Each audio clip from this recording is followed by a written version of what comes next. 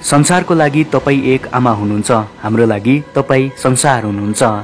आमाको मुहारमा सधैँ मैले दुःख देखेको छु, त्यसैले गर्दा आमाको मुहार चाउरिएका छन्। आमा, तिम्रो मुहारको चाउरीपना त मेट्न नसकुला, तर तिम्रो मनको चाउरीपना भने मेट्ने कोसिसमा छु। झर्ने तिम्रो आँसु सधैँको लागि सुकाउनु छ, आफै रोएर भए पनि आमा तिमीलाई जिन्दगीभर हँसाउनु छ।